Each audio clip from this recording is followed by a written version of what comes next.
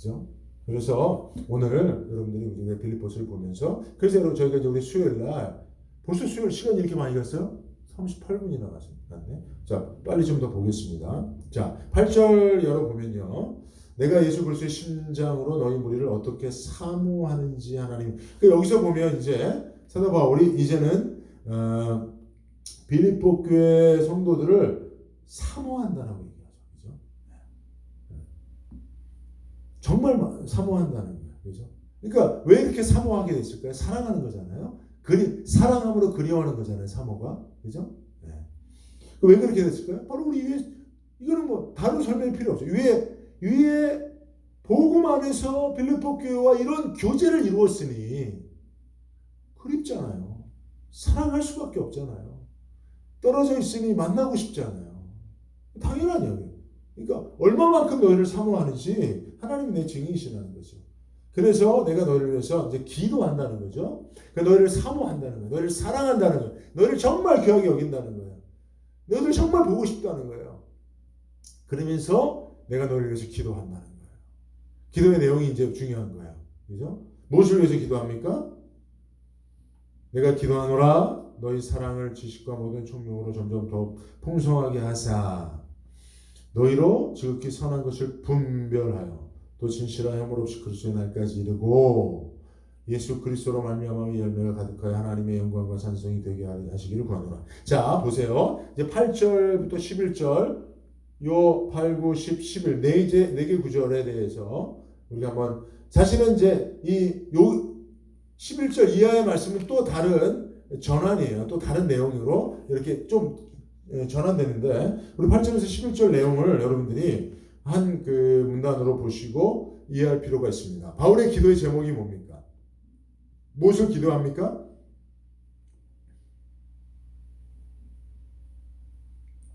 간단하게 말하면 빌립보 교회 성도들이 지식과 총명이 풍성해지길 원하는 거예요.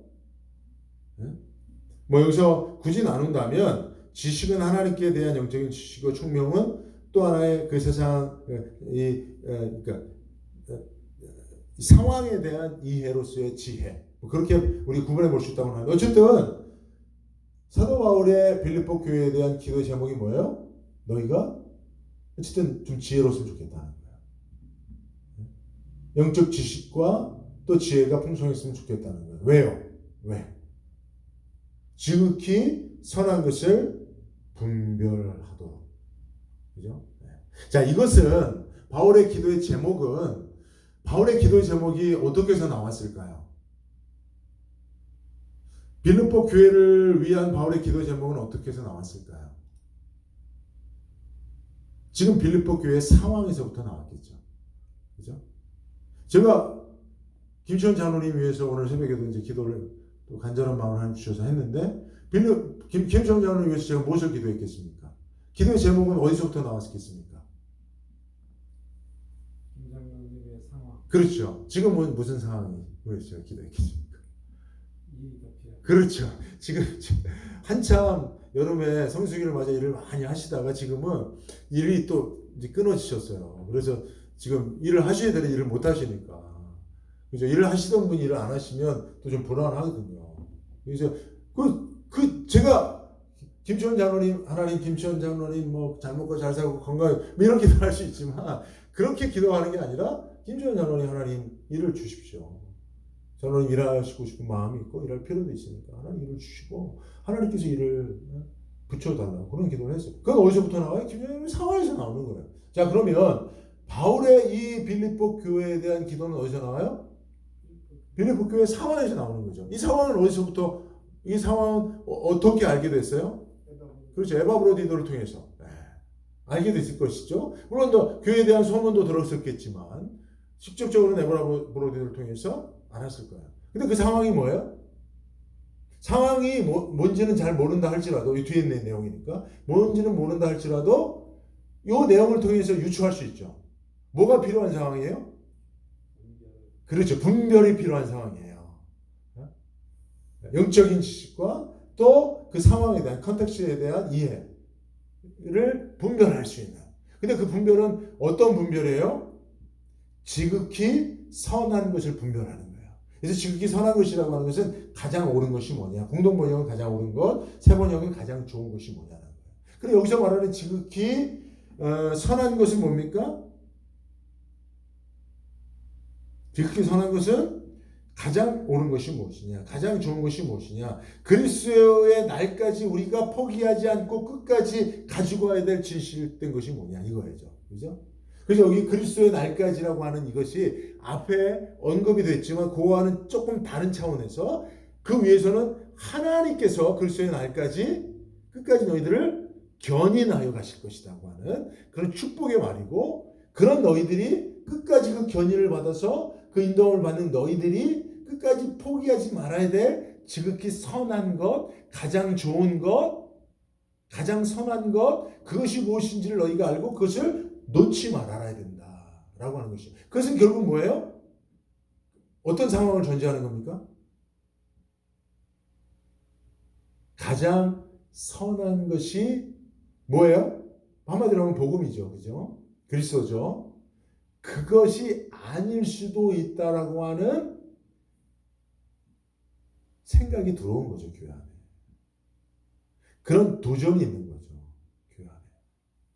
사실은 이제 그래서 우리가 빌립보 지역에 대한 이해가 좀 필요한 것이 이럴 때. 이런 것들 여러분, 성경을 연구하는 여러분들이 셀프 스터디를 할 수 있는 방식이에요. 자, 그럼 여기서 바울의 기도가 빌립보 교회 상황을 전제했을 것인데, 빌립보 교회를 위해서 기도했던 바울의 기도가 지극히 선한 것, 그것을 그리스도의 날까지 끝까지 포기하지 말아야 된다라고 하는 이야기는 결국은 그것을 분별하여서 붙잡고 놓치지 말아야 된다는 것은, 분별이 필요하다는 것은 가짜가 있다는 거 아닙니까?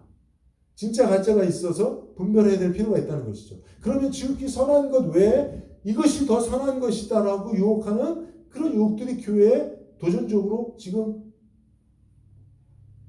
오고 있다는 이야기를 전제하는 것이죠. 그럼 그것이 무엇인가? 그럼 빌립보서 안에서 그것을 찾지 못하면 결국은 이제 우리의 성경에 대한 연구를 확장시키는 거예요. 이제 그런 의미 속에서 빌립보 지역이 가지고 있는 지역적 특성을 우리가 한번 생각해 볼 필요가 있어요. 빌립보 지역은 어떤 지역이냐면 로마의 속국이죠. 로마의 속국이 당연히 로마의 속국이고, 특별히 로마가 그 빌립보 지역을 어떻게 활용한 지역이냐면, 로마가 사실은 지구상에 존재하는 가장 강력한 군대를 조직하고 있었다. 그죠? 그래서 그 군대로 이제 세계를 제패한, 제국을 형성한 나라 아닙니까? 근데 그 로마의 군대가 강력한 이유들 중에 하나가 있어요. 이게 이 미국 군인들이 가장 강력한, 미국 군대가 가장 강력한 이유 중에 하나로 꼽는 것이 뭐죠?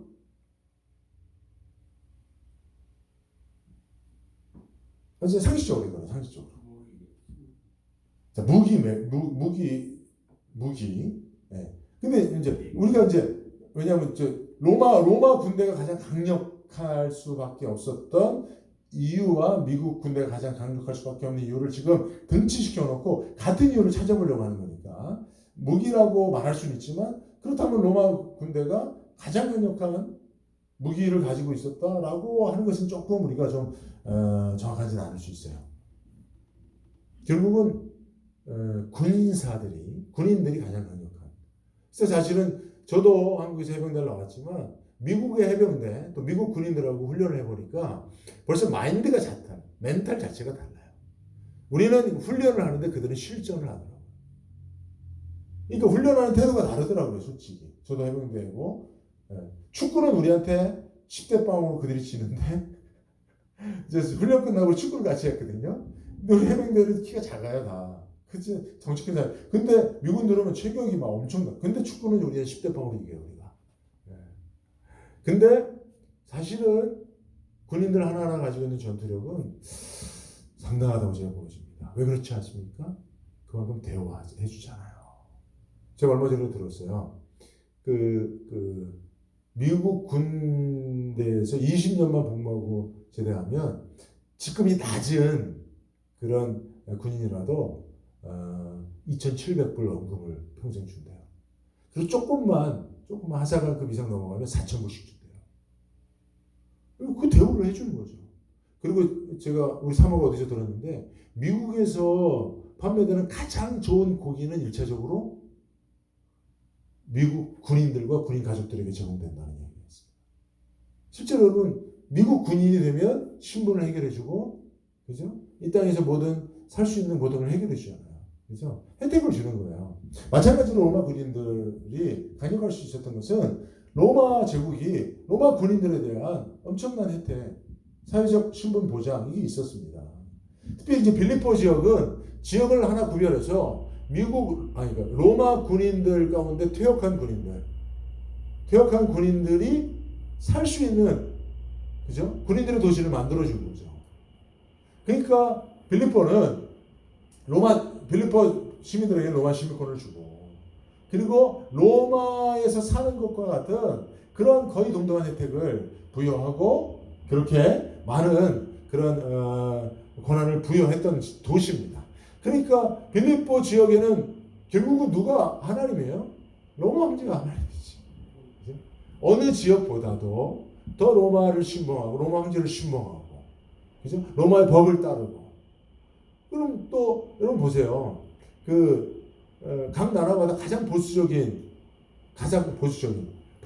하는 것은 국가를 가장 신봉하는 그런 무리들 아닙니까?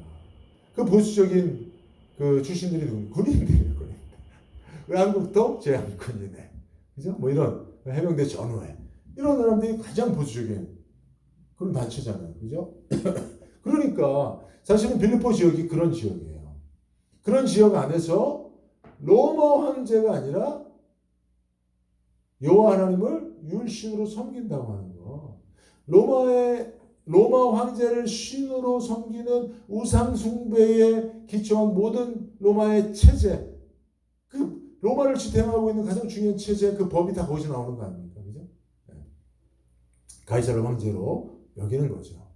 그것이 여러분 보십시오. 북한도 모든 북한의 체제가 어디서 나옵니까? 모든 정치, 경제, 사회, 문화, 예술 이런 것까지. 여러분 지금 국가대표가 가서 축구하고 왔잖아요.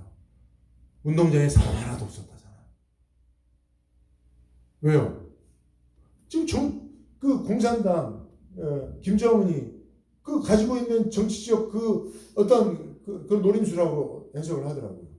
지금 한국과 미국과 어떤 그런 정치적인 협상 과정에서 줄다리기를 하고 있는 거잖아요. 그러니까 그런 것들이 다 거기서부터 모든 것이 나오는 거예요. 그러니까 로마의 모든 법과 문화와 예술과 모든 그런 것들이 로마 황제로부터 다 흘러나오는 거예요. 그런데 사실은 기독교가 당시 초대교회가 로마의 그 10대 핍박이 있었잖아요. 핍박을 받던 이유가 뭡니까? 로마 황제를 신으로 섬기지 않으니까. 황제 우상화를 거부해버리니까. 이런 북한에서 김일성, 김정은, 이 김씨 일가의 우상화 작업을 거부해보세요. 부정해보세요. 살 수 없죠, 북한 체제에서는. 그죠? 로마 체제에서는 그걸 부정하면 살 수 있어요, 없어요? 쓸 수 없어요. 근데 그것이 가장 강력하게 그 사회에 어떤 녹아 있었던 지역이 로마 다음이라면 빌립보란 말이에요. 그럼 그 빌립보에서 예수를 율신으로, 하나님의 구원자로, 하나님을 율신으로 믿고 교회를 조직해서 신앙생활을 하는데 얼마나 큰 핍박과 압력이 있었겠습니까? 너희들 그렇게 살아봤자 너희들의 인생의 행복이 보장되냐? 아니다. 빌립보가 이렇게 부흥하고 성장하고 우리가 빌립보 시민으로서 자부심을 갖고 살 수 있는 로마 시민권이 부여되고 로마에서부터 특혜가 주어지고 권한이 부여됐기 때문이다. 너희가 그것을 포기하고 너희가 행복할 수 있냐? 어떤 것이 가장 선한 것이냐? 어떤 것이 가장 좋은 것이냐? 선택해야 된다. 너희가 잘 선택해야 돼. 그냥 선택하는 게 아니죠. 잘 선택해야 돼. 칼을 들고 잘 선택해야 돼. 어떤 걸 선택하느냐에 따라 너희는 죽을 수 있어. 이런 상황이란 말이에요, 지금. 그죠? 그 바울이 그런 상황인 것을 알고 있는 것이죠. 왜냐하면 그곳에 가서 직접 복음을 전했잖아요. 그죠? 빌립보를 모르는 게 아니잖아요. 빌립보의 상황을 직접 몸소 경험했잖아요. 그곳에서 바울은 감옥에 갇혔었잖아요. 그죠? 로마 시민권자지만 복음 전하는 것 때문에 감옥에 갇힌 자가 됐잖아요. 그죠? 네. 그런데 거기서 바울이 나중에 어떻게 나옵니까? 감옥에서 나오면서 어떤 주장을 하죠? 로마 시민권자를 너희가 제대로 된 신문도 하지 않고 매로 때리고 감옥에 가둔 것을 내가 가만 묵고하지 않게 되는 얘기를 하잖아요. 그건 뭐예요? 빌립보 지역 안에 로마 시민권자들에 대한 우대, 로마 시민권자들이 갖고 있었던 권한, 이런 것들이 침해됐을 때 그것에 대하여 얼마만큼 행정지도가 강력하게 있었던 것에 대해서 사도 바울이 알고 그것에 대해서 이야기하는 거란 말이에요. 그것이 빌립보 지역의 상황인 거예요. 그 도시 상황인 거죠. 그 상황을 알고 있었던 바울이 거기에 세워진 빌립보 교회가 직면하게 될 영적인 도전, 그것 때문에 교회가 얼마만큼 큰 고통과 또 그 선택의 기로에서 방황하고 있었을 것인가에 대한 이해, 그것이 전제가 돼서 사도 바울은 이런 기도를 하고 있는 것이죠. 그죠? 네. 그래서 우리가 이렇게 성경을 보면서 바울이 기도하고 있구나. 네.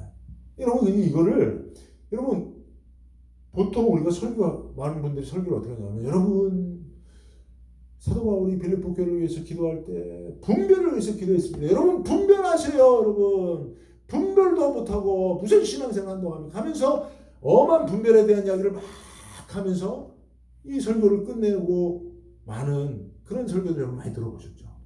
그죠? 네. 여러분들이 그렇게 성경을 이해해 왔기 때문에, 그렇게 설교를 들어왔기 때문에 사실은 이것에 대한 의미를 정확히 모르는 거예요. 그죠? 그러니까 여러분 사실은 이렇게 지금 오늘 저와 함께 지금 벌써 1시간이 지났는데, 이렇게 지금 빌립보 1장 1절부터 11절까지 내용만 보더라도 지금 우리가 요 안에 담겨져 있는 그런 매우 중요한 이 빌립보 서신을 기록한 바울, 또 그것을 기록하게 하신 하나님, 그 교회를 향한 하나님의 마음, 그리고 그 교회가 처해 있는 상황, 그리고 그 교회가 선교사인 바울의 선교팀과 어떻게 사역해오고 여기까지 왔는지, 이런 거에 대한 기본적인 전제들을 우리가 다 이 말씀 속에서 알아갈 수 있잖아요. 그죠? 그런 우리 이해를 가지고 뒤에 있는 말씀들을 보게 된다면, 그럼 빌립보서에 대해서 여러분들이 아주 더 좀 깊이 있게 한 발 더 들어가서 말씀을 이해할 수 있게 될 것이라고 생각을 하게 되고요. 자, 그러면서 11절이 예수 그리스도로 말미암아 의의 열매가 가득하여, 여기서 말하는 의의 열매가 뭐예요? 이게 연결되어 있습니다. 이게 그 의의 열매를 다른 데서 찾으면 안 되고, 여러분 10절에 보면 너희로 지극히 선한 것, 그 지극히 선한 것을 삶으로 살아가며 맺혀지는 삶의 열매가 의의 열매예요. 그러니까 여기서 말하는 의의 열매가 갑자기 사도 바울이 가지고 있었던 의의 면류관, 생명의 면류관, 의의 열매 이런 데서 그냥 뚝 따온 게 아니고, 바로 이 말씀 속에서 말하고 있는, 의라고 하는 것은 이 선한 것과 연결돼서 말하고 있는 거예요. 그죠? 네. 그러면서 그것을 통해서 너희가 하나님의 영광과 찬송이 되기를 원한다. 너희가 하나님의 영광과 찬송이 되기 위해서는 반드시 지극히 선한 것이 무엇인지를 분별해야 된다. 그것은 세상에서 빌립보 사람들이 너희들에게 도전하는 것처럼 정말 무엇이 가장 선하고 너희들에게 좋은 것인지에 대한 정말 영적 분별을 해서 너희가 그것을 잃지 않고 그 안에서 네가 복음을 위하여 삶을 살아갈 때 그 삶의 열매가 의의 열매고, 그것이 하나님 앞에 영광과 찬송이 된다 라고 하는 그런 의미로 여러분들이 이 말씀을 이해할 수 있겠습니다. 그러면서 이제 우리가 12절로 넘어가면요. 12절은 자 보세요. 12절은 무엇을 말하는 거냐면 1절에서 11절까지, 그죠? 특별히 사도 바울이 그 뒤에 이 8절에서 11절에 있었던 교회의 상황을 전제하고 기도했던 그 기도의 내용을 이제 이야기를 하고 그리고 나서 이 12절부터는 사도 바울이 무슨 내용을 말하고 있냐면 뭘 얘기하고 있냐면 내가 그런 삶을 살고 있다고 하는 자기 삶을 예시로 들고 있는 거예요. 지극히 선한 것 그것을 분별하여 정말 우리가 우리 인생에 있어서 목숨과도 바꿀 만한 가장 가치로운 것 그것이 무엇인지 너희들도 그것을 붙잡고 살아가는 삶을 통하여 하나님 앞에 열매를 거둬 그 열매를 거둬 하나님 앞에 찬송과 영광이 되기를 바란다라고 기도해놓고 사도 바울은 자기 삶을 이야기하는 거죠. 특별히 지금 자기의 상황 저기 상황은 뭐죠? 매어 있는 거죠. 감옥에 매어 있는 상황이에요. 그 상황을 이야기하는데 그냥 보세요. 8절에서 11절까지 이야기하고 12절부터는 이제 너 그렇게 살아라 하나님 앞에 영광이 됐으면 좋겠다. 이제는 좀 내 얘기 좀 하자. 이렇게 하는 게 아니죠. 이게 연결되어 있는 거예요. 어떤 방식으로 연결되어 있을까요? 지극히 선한 것을 분별하여 의의 열매를 거두는 삶이란 구체적으로 어떤 것인지를 사도 바울은 자기의 갇혀있는 이 감옥 생활을 예를 들어서 설명하고 있는 거예요. 근데 바울이 말하고 있는, 여러분 짧게 얘기하죠. 오늘 여기까지는 얘기를 해야 되니까. 사도 바울이 무슨 얘기를 하고 싶은 거예요? 지금 그거의 전제에서 지금 자 보세요. 빌립보 교회가 도전을 받고 있다는 것이죠. 그죠? 무엇이 너희들에게 가장 가치로운 것인지 너희가 선택해야 된다. 지극히 선한 것이 무엇인지 분별해야 된다. 그러니까 외부적인 압력이 있는 거잖아요. 그러면서 사도 바울이 자 너희가 그것을 잘 분별하기를 나는 원한다. 그러면서 사도 바울의 삶을 이야기하는 거예요. 근데 사도 바울이 붙잡고 있는 가장 선한 삶이 뭐예요? 지극히 선한 것을 분별한 사도 바울로서 의의 열매를 거두며 하나님 앞에 영광과 찬송이 되는 삶은 무엇입니까? 12절 이하가 그걸 보여주는 거예요. 12절 이하에서 사도 바울이 말하고 있는 것이 뭐냐면 뭐죠? 어떤 삶이죠?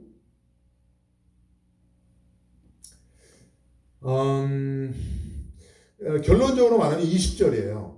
나의 간절한 기대와 소망을 따라 아무 일에든지 부끄럽지 아니하고 오직 전과 같이 제로 온전히 담대하여 살든지 내 몸에서 그리스도가 존귀히 되게 하려 하는 삶. 그죠? 내게 사는 것이 그리스도니 죽는 것도 유익합니다.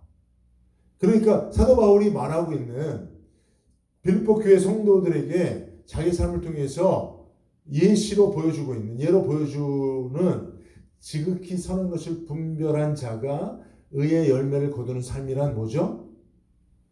뭐라고요? 살든지 죽든지 내 몸에서 내 삶에서 나를 통해 그리스도가 존귀되는 거예요. 그리스도가 존귀되는. 그러니까 그리스도가 먼저는 드러나는 겁니다. 사도 바울이 드러나는 게 아니라 사도 바울 안에 계신 그리스도가 드러나서 사도 바울 안에 있는 그리스도가 얼마나 존귀한 자인지를 증명해내는 삶. 자, 그런 삶이 사도 바울이 빌립보 교회 성도들에게 말하고 싶은 바로 지극히 선한 것. 가장 좋은 선택을 할 수 있는 선택인 삶이라는 거죠. 사도 바울이 지금 그렇게 살고 있다는 거예요. 그래서 그런 삶을 사도 바울이 살고 있기 때문에 자기가 감옥에 갇혀 있어서 있는 것도 유익하다고 말하는 이유가 뭐예요? 자, 12절에 그래서 그런 흐름 속에서 12절에 형제들아 나의 당한 일이 도리어 복음의 진보가 된 줄을 너희가 알기를 원하노라. 그죠? 그러면서 18절에 이로써 내가 기뻐하고 또한 기뻐한다는 거예요. 사도 바울이 지금 감옥 안에서도 기뻐하는 여기서의 말하는 이유가 뭐예요? 자기가 지극히 선한 것이라고 빌립보 교회 성도들에게 권면했던 그래서 의의 열매를 거두 하나님의 영광과 찬송이 되는 그 삶을 나는 지금 살고 있는데 그것은 내 삶을 통하여 나를 통하여 그리스도가 존귀히 드러나서 영광을 받으시는 거다. 근데 그것이 어떻게 나타나고 있느냐면 나는 지금 감옥에 갇혀 있지만 갇혀 있는 것이 도리어 내 안에 계신 예수 그리스도를 더욱 강력하게 드러내고 그분이 존귀함을 받는 방식이 되고 있다는 거예요. 내 삶이. 어떻게 해요? 세 가지로. 첫째는 형제 중 다수가 14절이에요. 형제 중 다수가 나의 매임을 인하여 주 안에서 신뢰함으로 겁없이 하나님의 말씀을 더욱 담대히 전한다는 거예요. 그러니까 바울이 감옥에 갇혀 있는 것을 보고 바울과 같이 예수 그리스도를 증거하도록 부름을 받은 형제들이 바울이 저렇게 복음을 증거하며 예수 그리스도를 드러내기 위해 살다가 고난을 당하니 나도 바울처럼 복음을 전하고 예수 그리스도를 드러내다가 예수님을 존귀케 하는 삶을 살다가 나도 고난을 당하면 어찌하지 하고 두려워하는 것이 아니라 도리어 저 고난이 값지구나. 바울이 복음을 전하다 당하는 고난을 인하여 더 담대함을 얻는 거예요. 예를 들면 제가 오늘도 우리 동기 공기원 선교사님 얘기했잖아요. 공기원 선교사님이 어떻게 죽게 되는지 그 과정을 사모님이 쫙 편지를 보내왔어요. 저한테. 그 편지를 읽는데 눈물이 펑펑 났습니다. 너무 가슴이 아파요. 의료사고예요. 의료사고. 태국이라고 하는 그런 나라가 가지고 있는 열악한 의료 환경 속에서 의료사고, 제가 볼 때는 의료사고, 그러니까 근데 제 마음속에 어떤 마음이, 제가 그래서 답장을 하나 보냈어요. 우리 공성교사님 너무 부럽다고. 선교사의 그 아름다운 이름을 하나님 앞에 인정받았으니 너무 부럽고, 나도 목사 이름이 부끄럽지 않은 삶을 살고 싶고, 그렇게 나를 기도해야 되고, 그런 제가 답장을 보내면서 제 마음속에 어땠는지 아십니까? 야, 선교 나가면 큰일 나겠네. 예? 열악한 지역에 가서 내가 선교하다가 의료사고로 저렇게 죽을 수도 있으니까 그냥 이런 마음이 왔을까요? 아니에요. 정반대의 마음을 갖게 되더라니까요. 나도 이왕 죽는다면 늙어 벽에다 똥칠하다 죽지 말고 복음을 위하여 희생적인 죽음을 죽으면 좋겠다. 이런 마음속이 불러나요. 그죠? 사도 바울이 복음 전하다 감옥에 갇혔는 그것을 인하여서 나의 형제들이 어떻게 해요? 나의 매임을 인하여 주 안에서 신뢰함으로 겁없이, 도리어 겁을 내야 되는데 겁없이 복음을 전하는 일. 이게 하나. 이것이 바울의 기쁨이에요. 두 번째 뭡니까? 13절에 나의 매임이 그리스도 안에서 온 시대에 안과 기타 모든 사람에게 나타났다는 거예요. 그죠? 그리스도 안에서 사도 바울이 매였지만 사도 바울을 매였다는 건 뭐예요? 감옥에 있기 때문에 사도 바울을 지키는 시위대가 있을 거 아니에요. 그죠? 군인들이 있을 거 아니에요. 이걸 뭐 다른 표현으로 하면 이제 표준사명은 친위대라고 하는데 어쨌든 군인들이 가봐야 될 거 아니에요. 근데 그들에게 어떻게 접근해서 복음을 전합니까, 여러분? 근데 같이므로 그들을 만나게 되고 바울과 접촉하게 되고 바울이 자기가 사는 것이 아니라 내 안에 그리스도가 사시는 것을 드러내는 삶을 사니까 자연히 바울을 통하여 예수를 보게 되는 거예요. 만나게 되는 거예요. 예수의 말씀을 듣게 되는 거예요. 그러니까 바울은 감사한 거예요. 기쁜 거예요. 세 번째는 17절에 보니까 바울의 반대자들이 있습니다. 야, 바울은 사실은 사도도 아니야. 예수님의 사도라고 하는데 왜 바울이 예수님 그 12사도에 들지도 않아. 이렇게 바울은 전하는 건 다 가짜야. 이렇게 바울을 반대하는 사람들이 있었어요. 이것은 바울을 반대하는, 그러니까 바울이 전한 메시지를 반대하는 유대주의자들도 있었지만, 영지주의자도 있었지만, 바울과 경쟁적으로 헤게모니 싸움을 하는, 바울과 같은 복음을 전하고 그리스도를 전하지만 헤게모니 싸움을 하는 사람들도 있었어요. 교회 안에서도 그런 사람도 있잖아요. 그죠? 같은 하나님을 믿지만 왜 싸워요? 헤게모니 때문에 싸우는 거잖아요. 그런 일이 있잖아요. 그죠? 이게 문제입니다. 그러니까 여러분들이 그럴 때 메시지를 가져오면 안 돼요. 여러분, 하나님을 가져오면 안 돼요. 그런 싸움에서는요. 하나님을 가져오는 것은 메시지를 가지고 싸울 때 하나님을 후원자로, 이게 뭐죠? 자기 편으로 가져오는 거예요. 무슨 말인지 이해하시죠, 여러분? 이거 되게 중요한 내용인데 아세요? 여러분, 우리가 복음이 아닌 다른 복음을 전하는 자와 싸울 때는 하나님을 가져오고 하나님을 우리 편으로 삼고 그래야 되는 거예요. 왜냐하면 메시지를 가지고 싸우는 거니까. 진리의 싸움이니까. 근데 메시지는 한 하나님을 믿어요. 한 복음을 믿어요. 근데 교회 안에서 헤게모니를 가지고 싸우는 거야. 누가 높으냐를 가지고 싸우는 거예요. 그럴 때 하나님을 가져오면 절대 안 됩니다, 여러분. 무슨 말인지 이해하시죠? 제가 말하는. 그걸 여러분 잘 분별해야 됩니다. 하나님이 자기 편인 것처럼 절대 그렇게 싸우면 안 되는 거예요. 그 인간적인 개싸움이라고 인정하고 싸워야 되는 거예요. 뭐 하나님이 뭐 기도했더니 뭐, 절대로 그렇게 싸우면 절대 안 됩니다. 그러니까 교회 싸움이 안 끝나는 거예요. 이게 메시지에 대한 싸움이 아니라 사실은 메신저에 대한 싸움이거든요. 메신저들에 대한 싸움. 그러니까 여러분 잘 하셔야 돼요. 세상에서 우리에게 도전을 하고 싸움을 걸어올 때 메시지를 시비하느냐 메신저를 시비하느냐를 잘 구분해서 우리가 상대하는 방법을 달리해야 됩니다. 근데 사실은 메시지에 대한 싸움은 세상이 잘 안 해요. 왜냐?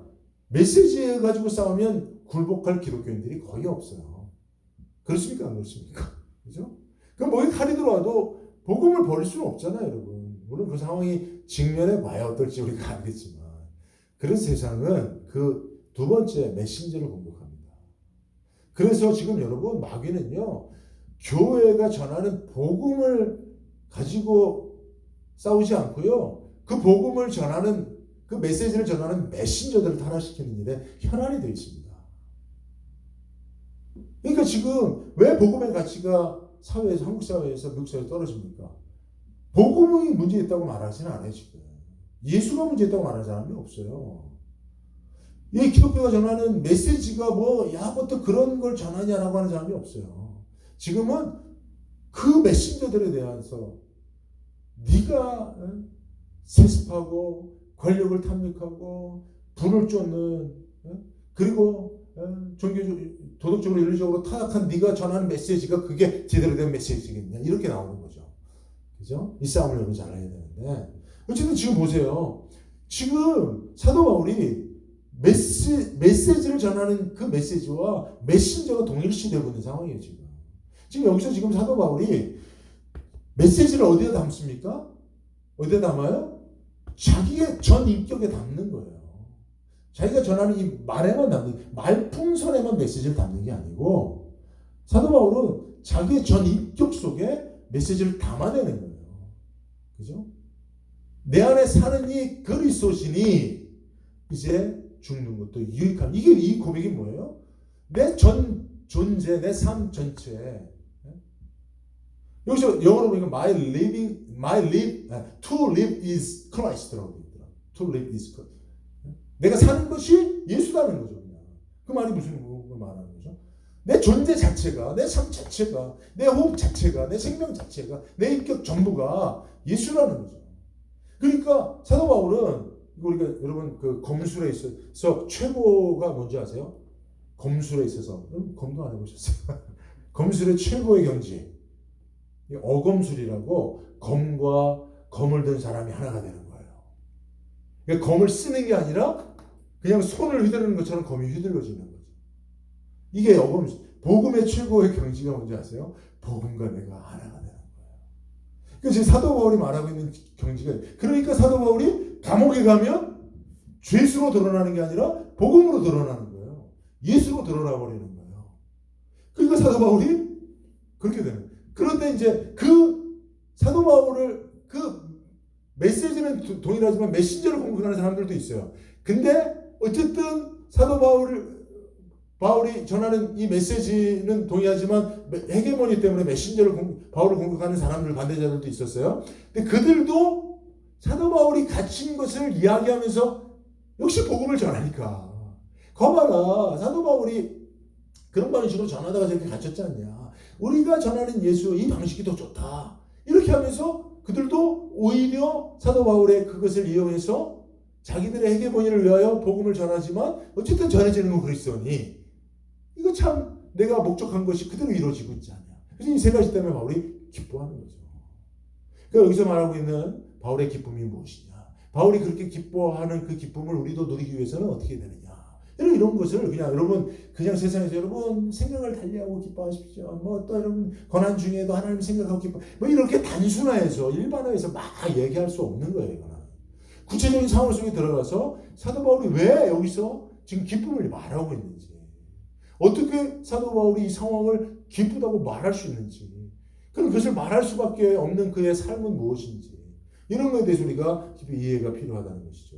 그래서 사도 바울은 지금 그런 이야기를 하고 있는 것이죠. 그죠? 이게 그러니까 이 예시가 뭐에 대한 이야기예요? 빌립보 교회 성도들아, 너희가 빌립보 도시 안에 살면서 어찌 보면 빌립보 도시에 사는 많은 사람들처럼 황제를 믿고 황제가 주는 혜택을 따라서 군인들에게 너희에게 부여된 그 엄청난 혜택을 누리며 사는 게 너희들이 행복하지 않냐라고 하는 너희 도전 앞에 너희가 지극히 사는 걸 분별해야 된다. 무엇이 진짜냐? 그래서 예수의 날까지 너희를 이끌고 너희들 붙잡고 가야 될 게 무엇이냐? 그래서 그것을 통해서 맺혀지는 의의 열매가 하나님 앞에 찬송과 영광이 되는 게 뭐냐? 이거 너희 분별해야 된다. 라고 말하면서 사도 바울이 자기 얘기를 딱 두는 거야. 그러면서 사도 바울이 어떻게 감옥에 갇힌 자로서도 기뻐할 수 있느냐에 대한 이야기를 하면서 이 얘기를 왜 한 거예요? 그럼 이 얘기를 왜 한 거예요? 빌립보 교회 성도들에게 지금 이 선택의 기로 앞에, 그 외적인 도전 앞에, 복음에 대한 도전 앞에 무엇이 참 선하고 좋은 것이냐에 대한 선택의 기로 앞에 빌립보 교회로 하여금 잘 선택할 수 있도록 하기 위해서 자기 삶을 보여주고 있는 것이죠. 그죠? 네. 이런 방식으로 지금 빌립보서는 기록되고 있는 거예요. 그죠? 그래서 그런 방식으로 여러분 이 서신서들을 볼 수 있어야 됩니다. 자, 오늘 여기까지만 하겠습니다. 이렇게 지금 빌립보서 1장 1절에서 그래서 여기 1장을 여러분들이 그런 의미를 오늘 제가 나눈 말씀을 보고 쭉 보면 여러분들이 최소한 1장 1절부터 18절까지는 왜 이런 서술이, 왜 이런 표현이, 왜 이런 내용이 기록되어 있는지 너무 정확하게 아실 수 있을 거예요. 그죠? 근데 그것을 전제로 여러분들이 더 깊은 묵상에 들어가야 거기서 여러분들 개인의 삶을 향한 하나님의 적용된 은혜가 나오는 거예요. 이해하시겠죠? 그죠? 네. 예, 여기까지 완언을 하도록 하겠습니다. 예, 나머지 부분들 제가 지금 오늘은 사실은 1장 전체하고 2장 18절까지 좀 이야기를 하려고 했는데 오늘 이야기 내용이 하다 보니까 좀 길어졌습니다. 여러분 혹시 자 질문 있으면